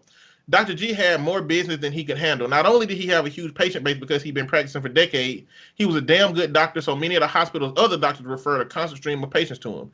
Dr. G didn't need money. His wife was an anesthesiologist. They already had a huge house, an equally huge vacation house, several cars, and no debt. Their children were grown. He never told me how much retirement money he had, but he hinted that it was a buttload of stocks and mutual funds. He was working because he wanted to, not because he had to. His office was only open 4 days a week, Monday through Thursday. He had hired twice the number of nurses, bookkeepers, secretaries that he needed to run it. So nobody was overworked or overstressed. One day during the Christmas season, the docs were sitting around their private dining room talking about what they were giving their office staff for Christmas. The gifts ranged from tacky, new office uniforms, to useless prepaid detail at a local car wash for cars of nurses and secretaries who were paid so poorly that they all drove rust buckets, to practical/thoughtful gift certificates to discount chain stores. Everyone had to admit, however, that Dr. G's Christmas gift was the best. Even though he gave each employee a gift certificate that was in the low 4 figures, that was not his best gift, not by a long shot. Damn, 4 figures still a month. Damn. Anyway, it was Dr. G's other gift that got everyone's attention. Every Christmas, each one of his office employees got to fire one patient, no questions asked. It did not matter who the patient was or what they had done to the employee, they were out. The employee didn't even have to say why, although they usually enjoyed making sure that the rest of the staff and Dr. G all knew why. There were some limitations and exceptions. For example, if the patient was in the middle of a crisis where continuity of care was essential, such as during or shortly after hospitalization, Dr. G promised the employee a rain check, that the patient would be fired as soon as it could be done without compromising their medical treatment. Also, a patient could never be fired if they were terminally ill. I think there might have been a few other exceptions, such as patients with severe dementia. I just can't recall them all. The staff understood that they could not fire patients who were so sick that they couldn't keep themselves from behaving the way they did. They could only fire patients who were capable of acting like decent human beings but chose to be assholes. This was never a problem because there was always plenty of those. When a patient was fired, Dr. G would send a polite personal letter to the patient informing them that he is limiting his practice and they were no longer within the scope of the patients that he would treat. This was actually true, although his letters didn't say so because medical science has no cure for being an asshole. His office would be glad to forward a copy of the patient's medical records to any other doctor's office free of charge. He did not suggest any other doctor because, after all, these were bad patients. If the patient had a small balance on their bill, Dr. G's letter would tell the patient that he was writing it off. He continued to use his normal procedure to collect large balances. His staff would also flag the patient in their office system and record so that the current and future office staff would know never to let that patient come back, ever. That's it. He had 8 to 10 employees, and he could easily afford to do it out 8 to 10 patients out of the thousands that he treated every year. So all year long, every time a patient was rude to one of his staff, the person could think, in a few months, I'll never have to put up with your crap ever again. Dr. G said it was the best morale booster he ever had used with his staff, got rid of patients that he himself did not want to treat, and cost him practically nothing. I fucking love it. I love it. I love it. I love it so Dr. much. G was a motherfucking G, boy. Oh my God. That is amazing. That is such a good idea. I would love to have worked for him because you do have there people. Listen, anybody that works with the public in any capacity knows that there are just some motherfucking people who are just assholes just because the day ends in a Y. Okay? They just are fucking terrible people. And his gift was for them to not have to deal with them terrible ass people ever again. That's a beautiful gift. And it didn't cost him anything.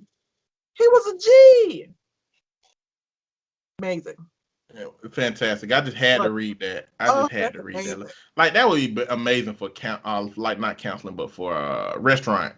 Like, if we could be like, look, can we ban these motherfuckers from coming in? You know, that'd be great. But he did it in such a smooth ass way, so the clients never even knew they was a dickhead. You never know. But everybody was happy. Oh, that's amazing. That is amazing. I love it. It was great. I just know I needed to read that. Yeah, that's amazing. I'm equally in love with my wife and my coworker, and am I the asshole for planning a solo vacation and expecting my family to survive on their own? How upset do I want to get? Because one sounds like it's gonna get me more upset than the other. We didn't did enough with the cheating. Let's do the vacation. Let's do the vacation. Okay. They're talking about their profile. Obvious throwaway. I'm a 34-year-old stay-at-home mom. I gave up my career as a nurse to support our family on the home front while my husband is a doctor.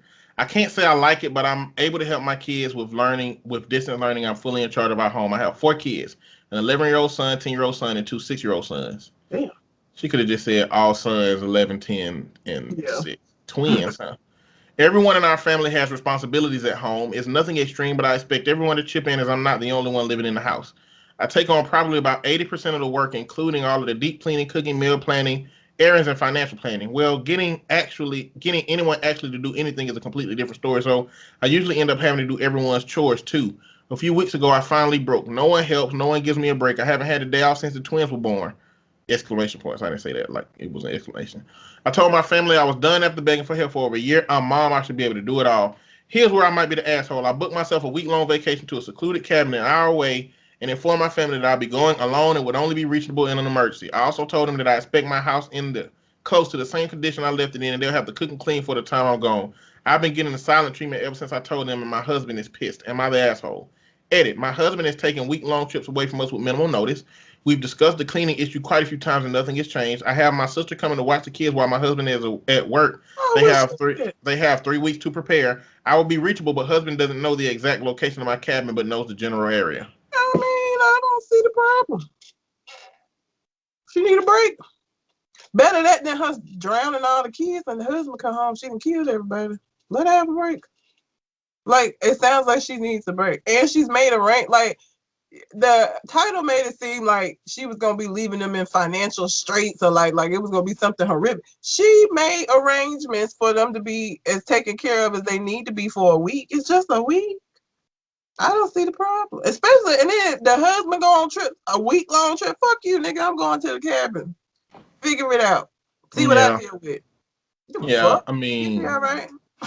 You're fine. Go to the cabin. Yep. Wife got this shit together.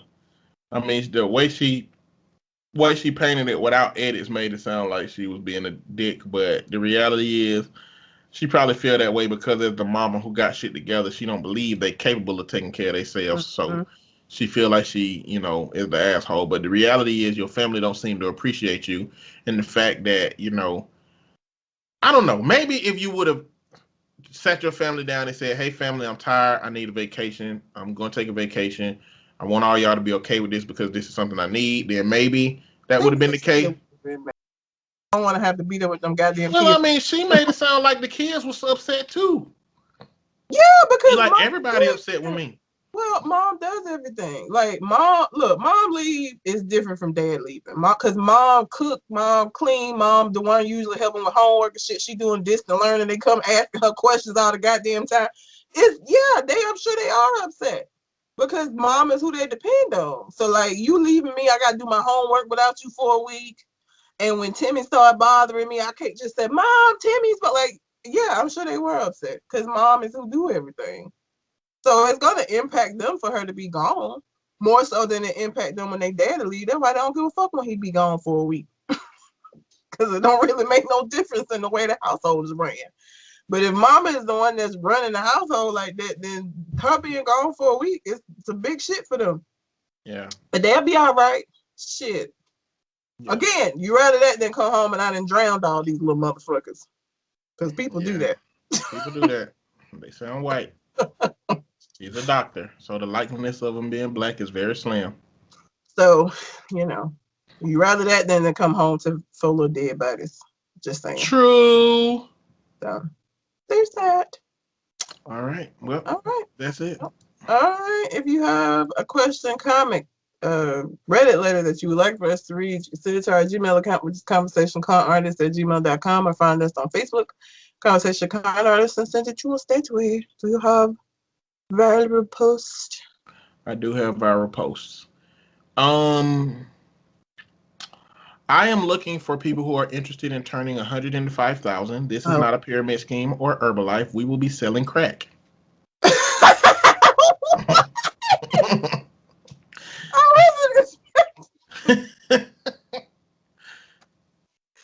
not where it's going. I know. That's how they throw you off, because I saw this post and I was like, oh, these bitch ass. Oh, shit, selling crack. Oh, God, that's so funny. That's hilarious. Do you think Donald is in a hospital gown, or is he laying in his bed in a suit right now? Reply, I feel so bad for anyone who has to see him in an open back medical gown. That ass probably looked like 2 buttermilk biscuits found in an abandoned home from 1967. I hate people. Yeah, it's bad. Oh, Jesus. Summer Walker and Bryson Tiller should remake We Can't Be Friends by Deborah Cox and RL. A bunch of heart eye emojis. No. And the comment is, and who's gonna sing?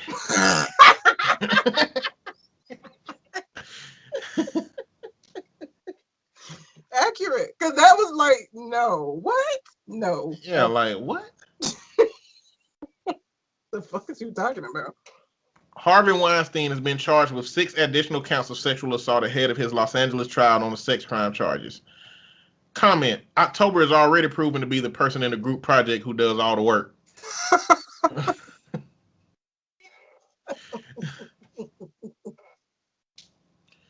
All right.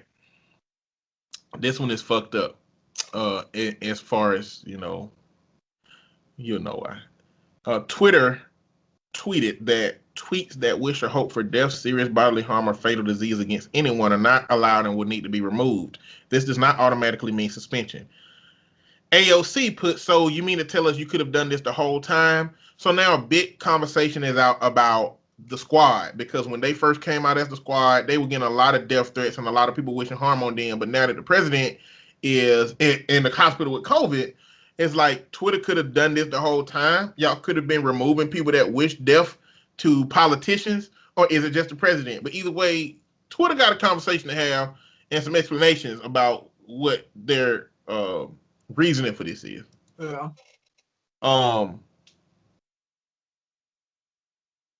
Could Trump catching COVID-19 technically be viewed as an assassination attempt on our president by the Chinese? Seth Rogen responded, you accomplished the tough task of being the dumbest motherfucker out here. Congrats. Love him. Just remember that even Trump is somebody's child. My thoughts are with Satan at this time. Hashtag Trump has COVID.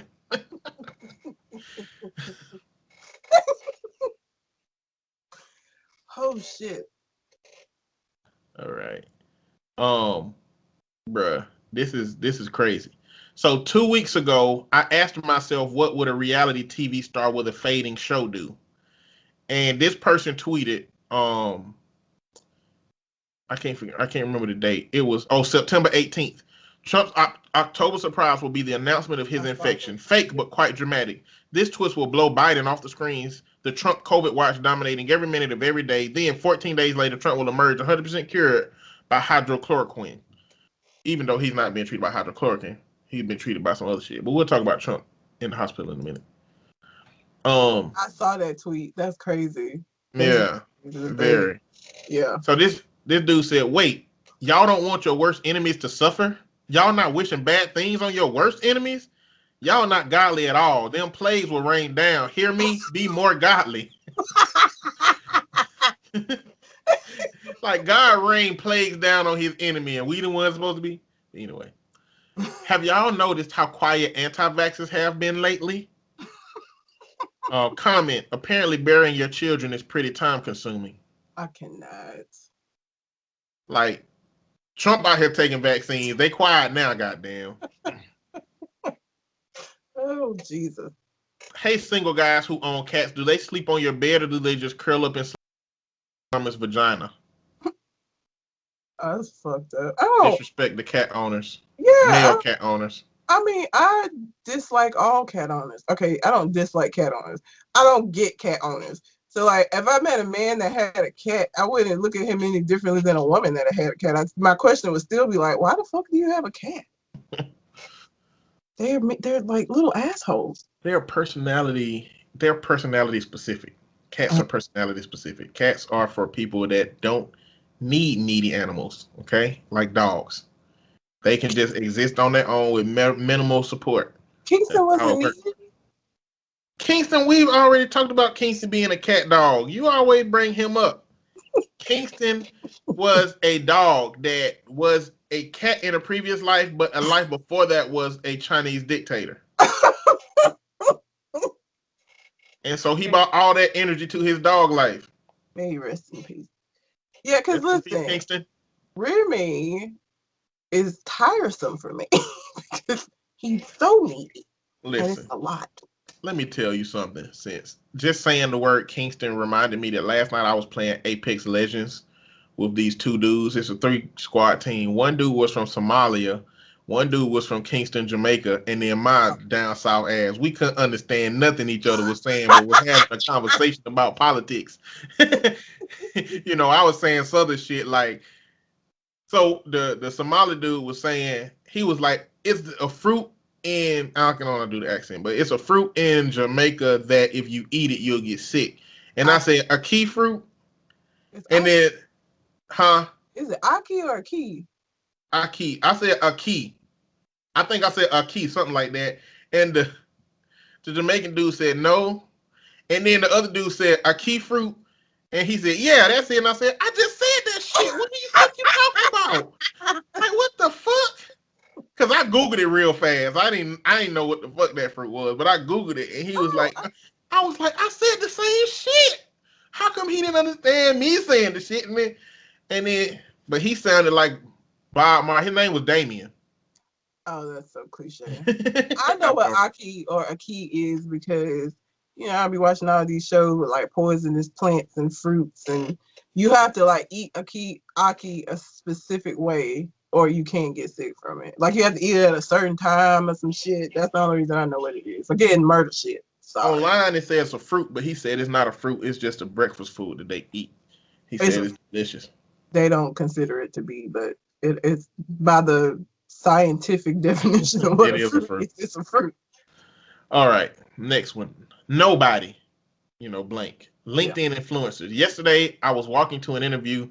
There was a starving dog on the road. I stopped to feed him and missed the interview. The next day, I got a call asking to come in to do the interview. I was surprised, but I went. Then the interviewer came in. He was the dog. They always put these like anecdotal stories about how they treated somebody right, and it comes around to be, I got this job because I treated the person right. They do that shit all the time, man, on LinkedIn.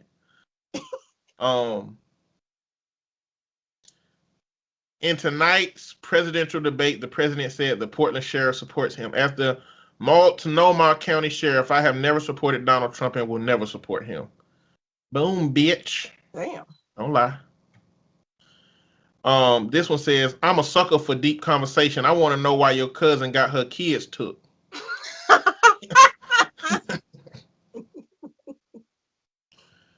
Last one. Met Evander Holyfield when I was roughly 10 at this church banquet. He was a guest speaker, and so after it, I was excited because if you know my first name, then yeah, I run up to this motherfucker and say, "What's up? My name Evander too." This nigga said, "So." Damn. I know, right? Like, I would have been like, "That's why you got your ear bit, bitch." I'm Mike Tyson. Got your ass laid out. That's fucked up though. But you know, I always tell people, the people that can fight ain't never been the people that you want to do motivational speeches. Ever. Nope. You know, like, I don't watch boxing, but like somebody who watched boxing, Shogun or Cole Jackson or Leroy Ketchum or Rockman, if any of y'all know any boxers that are like good ass people, let me know. Because I just think that boxers, like, a part of the allure to boxing is that they can be dickheads and that they hit things really well. So they don't really have to compensate with being a good person because they can just fuck you up. Like So, Deontay Wilder. yeah, like, that's my big meat theory too. Men who are more well endowed believe that they don't have to put energy into, other parts of themselves because of that. A lot of dudes feel like that. Or that's how a lot of dudes, I think, end up like that. Not all of them, clearly, but a lot of them. Yeah. And it ain't even that they necessarily well endowed; it's that they believe they well endowed. Because apparently, I be hearing stories about women who dudes be going to Pound Town that think they got something going on, and they be like, "What? I didn't even feel that." So I've I got be hearing college stories. stories like that. Yeah. I know we don't have a lot of time. I did want to talk about another show that I watched. So if y'all don't know me, I'm contrary as fuck. Okay, I don't watch shows when they're popular and everybody's talking about them. I don't know what it is that just makes me not want to fucking do it, but I don't. So like most of the shows that are out now that are new, I don't know about. But I went into Hulu and they always had these little suggestions. And so one of them was this show called Monsterland. And it looked like it was going to be on some like American Horror Story shit. So I was like, okay, let me give it a shot. It's the weirdest fucking show ever. Each show is like set in a different location. So you have like New Orleans, Louisiana, you have New York, New York. Each show is like a different city. And it's like a psychological show. The reason why I'm like, is because you have to think way too much into it, because the monsters are really the monsters that are in us is kind of the thing. So the example that I could give you, this is just the one that took place in New Orleans. Okay. You see this woman who is engaged to this man, and her and the man and her son, who's not his son, are, I think it was like Fat Tuesday in Louisiana. They were getting some parade, right? And the lady stops to talk to somebody that she know, and her son and the guy disappear. Well, she can't find her son. Then he comes running up, and he looks horrified. And when she asks, and like really traumatized, and when she asks him what happened, he tells her that a monster tried to eat him. And so he's terrified, and he has nightmares and all of this shit. So fast forward, I think like 16 years. The man she married was a doctor. Apparently she was broke. Her and her son was poor. She met this man. He was able to make her life better. What happens is that a news story breaks. So the doctor is a pediatric doctor who's been fucking his patients, the children, for years. And what you find out, so the monster that they show in the boy says that a monster chased him is like this trumpet player who has like all black eyes and like these like real nasty like teeth. So this comes out about the doctor. At first she's like, what happened? He was getting an award. That's what happened. He was getting an award, and people were coming up talking about how he changed their life. And this one guy came up and he was like, "Do you know my sister Julie?" And he was like, "I don't think so." He was like, "Well, she remembers you." And then he punches him in the face. And so what it turns out, Julie was his sister. The wife was thinking that it was like a grown woman that he had an affair with. Turns out it was a child who he had a sexual relationship with, and the child committed suicide. So that's why the brother was upset. So all of this come out about him. And she's like, we're going to fight this. And he look at her and say, I need help. I really need help. So like he admits to doing this. The fucked up thing is we ain't even at the fucked up thing yet. No, we're not at the fucked up thing yet. She keeps seeing the trumpet player and him playing the music from that day at the parade. What you find out is she knew that he was a pedophile. And the day that her son disappeared and came back and said that he saw a monster that tried to eat him, what really happened is he whispered in her ear that the husband had sexually assaulted him, and she just ignored it because she didn't want to deal with it and she didn't want to lose out on the lifestyle that they had. So this boy went through years of sexual abuse at the hands of his stepfather. His mom knew it, and she knew that he was also abusing the kids. So where the monster come in, the guy that she keeps seeing playing the trumpet is her conscience. He's the reminder of the fact that she knew from the very beginning what had been going on. And so what happens is the son comes to her and he says, I need you to admit that you knew. Like, I need you to because she's been denying it all this time.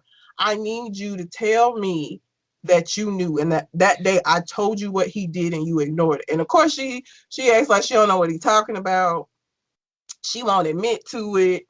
So the son is like, I'm gonna give you one more chance to admit this shit. And she don't. He leaves. She keeps seeing the trumpet player, and the music is like hurting her so bad that she like takes a ice pick and like jabs her eardrum to try to make herself deaf so she can't hear it. She still hears. And it basically, so the monster was her truth catching up with her because he bites her on the neck and all of this shit. So it's kind of got that horror story part for that. But like the monsters don't exist. It's all these people who've been running from some kind of truth in their life. Mm-hmm. And so, and it just ends like the monster and a bunch of other band members like surround her, and then the screen go blank, and that's how it ends. And all of them end that way. All of them end with people interacting with these supernatural creatures, but the creatures are not real. It's something in their life that they're dealing with. So it's an interesting show, but you have to think too fucking much for it. And I won't watch no shit like that. Yeah, the thing too, because I was confused as a motherfucker. Because like Louisiana is like the third episode. The first two episodes, I'm just sitting there like, what in the fuck is this? What's going on? Then once I got the concept, I knew what to look for it to make sense. But like, it's nah. I started watching Lovecraft Country. Oh yeah, you got me watching. I don't have stars, but I'll send you my HBO so you can catch up with it at least.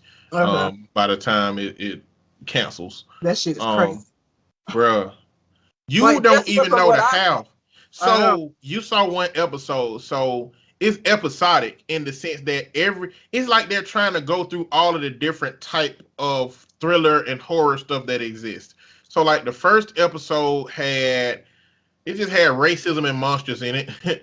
The second episode had it had a Get Out type concept with magic. The third one had ghosts. The fourth one had it was like an Indiana Jones type retrieve this thing. Yeah. And it got a whole overarching story on it. And I hadn't seen the last two episodes, so I'm behind. There's going to be 3 come out tonight. So I'm trying to watch it with my girlfriend, and she overseas. So, not overseas. Well, technically overseas, but not overseas. When you say overseas.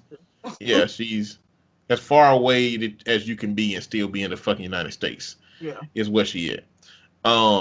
And we started watching it. So we watching it together. So that's kind of where I'm kind of lollygagging on it. But it's it's a good ass show, even though it got that creepy shit in it. Yeah, it got that creepy shit in it, but I fuck with it. It's much more enjoyable than Monsterland because you don't have to think as much. Like it still has those deep rooted things within it, but you can watch it and still just enjoy it. Monsterland, like I said, they cover the spectrum of different monsters. So she had, the stereotypical monster with the teeth and everything. The first episode was like a not a shapeshifter, but basically they steal people's skin. The second episode was like demon possession, I think, or one of them. I watched so many of them. So like each different version of like monster shit, but like I said, the monsters are never real. It's always indicative of some truth that this person isn't willing to accept or face, and it manifests itself in the shape of a monster. But you just have to think too much for it. Lovecraft Country is a much easier watch, even if you don't like horror stuff. Like the setting of it makes it interesting. Yeah, that's what's up. I can't see you. Okay. Look, in the last 10 minutes, I just wanted to talk about the shit that's going on today in the political landscape. Again, we have really kind of backed away talking about a lot of news. We're kind of just mostly doing the Reddit letters and the viral post. And by the time that we're at the end, we don't really have that much news to talk about. So I do want to get some feedback from listeners to see how y'all feel about us transitioning to reading more listener letters versus doing the news. Because I mean, the news is what everybody's doing. Even the shit I'm finna talk about, everybody's talking about this shit. We're like, us being able to give our perspective on the Reddit letters has been something that's been a little bit, I feel, more enjoyable than the news. But I also like talking about the news. You know, me, I'm thinking about starting a new streaming, Facebook streaming thing through the gaming channel. I'm trying to figure out how to work that out. So that'll be something that I'll do in that event. But give us some feedback about this. So Donald Trump has COVID, Melania has COVID, and what we're finding out is that a number of senators, has COVID. Chris Christie, Kellyanne Conway, three Republican senators. Mitch McConnell at this point has shut down the Senate return because of this. Pence has it. No, he does. I saw it earlier. Pence them tested negative originally. Let's make sure, cause tested negative. Sorry. Okay. I was wishing you just saw Pence tested and was like, that bitch got it too. Yeah, Nancy Pelosi finna be the president. Yep. No, that'd be but all of this stuff has come out, and it turns out that the super spreader event that this is supposed to have taken place at was at the announcement of Amy Coney Barrett as the Supreme Court nominee, because it's showing all of the people where they were sitting in correlation to all of the ones that have it. So Trump has, when they first announced that Trump had COVID, I was like, I don't believe it. I still kind of. It's fucking crazy. And I'm gonna tell you why I believe he got it. Okay. It's fucking crazy because the biggest issue is that we have a president that has been telling so many lies that it's possible to think that this shit might not be true. Yeah, he was because for me, it came out that he had a bad debate. Had a bad debate. Then after he had a bad debate, he got other debates coming up. So it's like COVID is the perfect reason to be able to get out of those debates and take the attention away from that last debate. So it's like, okay, perfect lie. And it had that Trump lie timing on it too. Mm-hmm. So I was like, I don't think I believe this shit. And we shouldn't be in a situation where we could think that the president is lying about that. But, that's what we got right now. So it's this dude that I follow on my Facebook. He's just a friend, and he just speak about all of this shit. But he kind of gave a breakdown of why he think the shit is worse than it is, worse than it was. But so I'm gonna read his post and then go from there. The news moves faster than I can post. Amid speculation that Trump was somehow falling this diagnosis for insert conspiracy theory here, I figured he was telling the truth because 1, he's a narcissist. 2, he legitimately believes he won the debate and would not give up another opportunity to get in front of the American people because, see first point, in the 90s, after an employee had a heart attack, Trump made a personal visit to the man and fired him in his hospital bed because he had a heart attack. Damn. I use this anecdote because Trump legitimately believes that illness equals weakness, and Trump will never exhibit weakness because, see first point. With a COVID diagnosis, he will no longer be able to hold rallies, and he craves the adoration of his supporters because he, see first point. I think that belief has subsided because how fast his symptoms progressed. I think they are underreporting the severity of his symptoms. He went from asymptomatic quarantining at home to minor symptoms to moderate symptoms to Walter Reed. I think we are days away from Pence being sworn in as Trump has transitioned to a ventilator. I truly hope Trump makes a quick recovery. After all the hurt and pain he's caused to millions, I still don't wish death upon him. I give my life savings to fade him, though. And I think it's sad that we have become so partisan that we're celebrating death upon him. At the same time, I think it's highly hypocritical among the right to chastise Democrats for doing so, considering 4 years to tomorrow, Trump was openly mocking Hillary Clinton for having pneumonia. So I was thinking that all this shit was fake, but then I was thinking they gave him an experimental drug for COVID. Like, one, it got to be fucked up for them to experiment with a drug on the president. You know, it got to be fucked up. And I was like, he ain't taking no vaccine for like that on that. And then the amount of people that would have to lie to keep up with this lie, it would be irresponsible. But the president don't go to Walter Reed for no reason. If the president ever goes to Walter Reed, it's something going on. This is where he always go when they have them tests and everything, and they always bring Walter Reed up when he do something because the president don't go to Walter Reed for nothing except for their physical exam. And presidents go there the same time every year, so they know what they go there for. So if a president go outside of the and cancel shit, it's normally serious. You know, so it looked like they've been really downplaying it. And then the fact that it's other Republicans that have been getting this shit, it's like starting to look like them getting their just desserts for bullshitting the American people about the severity of this situation any fucking way. Another thing, I watch a YouTuber, his name is Bo from the Fifth Column, but he said that Trump doesn't need to die a martyr.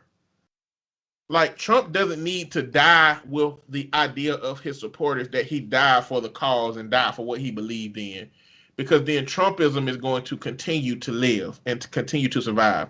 Trump needs to survive COVID and then lose at the polls in order for Trumpism to start to die along with it. The worst thing that can happen for the country is probably Trump dying from COVID-19. So I don't know. That's far different than what I give a fuck about at this point. It ain't like nobody can do anything about it. But my friend's most recent post says,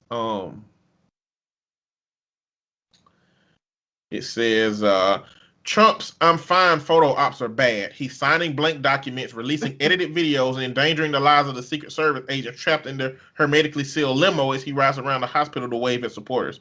But the most egregious of these is the video where he stated he visited wounded troops at Walter Reed. He has a deadly contagious virus. No way the hospital is letting him wander around visiting other sick patients. Hopefully no. Yeah, so, I mean, this shit is wild, bro. It couldn't be any more soap opera-y if you could. Like, this shit is running just like fucking General Hospital, you know, Days of Our Lives. It's running just like these shits. He's like at the very end, close to the end, motherfucker sick in the bed. He's either gonna not make it or make a miraculous recovery. And we're gonna see how that shit go from there, man. But that shit's crazy. It's very crazy. Yeah. But that's about it, man. You know, it's a whole bunch of other shit to talk about, but we hit the letters and shit pretty hard, so Tiger has an OnlyFans. Apparently he's packing. Of course. What do you mean, of course? What do you mean, of course? Rappers that rap about fucking can't be having popcorn shrimp out here. I mean, I feel like a lot of them do. I don't know. But even if finding out that clearly I don't know, but that's my theory. Like the essence of being about what you say you're about in rap is like, you can't be talking about having a big meat if you gonna be fucking groupies. You know what I'm saying? That's how you get in Superhead book on the bad side of it. You know, you be like, man, she said Shaq meat wasn't as impressive as you would think given his whole size.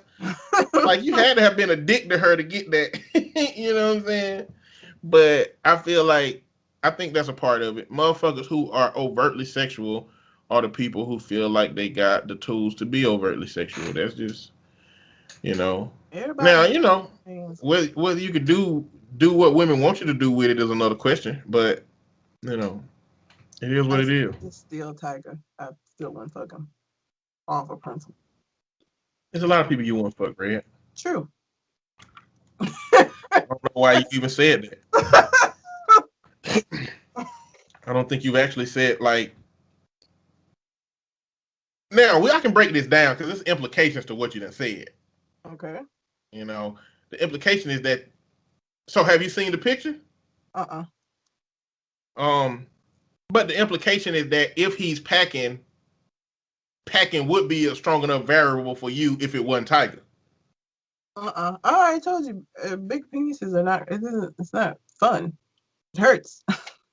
So depending on how much out, but that would have And canceled. it makes even less sense for you to have said that. But you know, you can say what you want to say when you want to say it. Anyway, that being said, do you have anything else on your mind? I do not. All right. Well, until we come to the next conversation. Yo. Holla.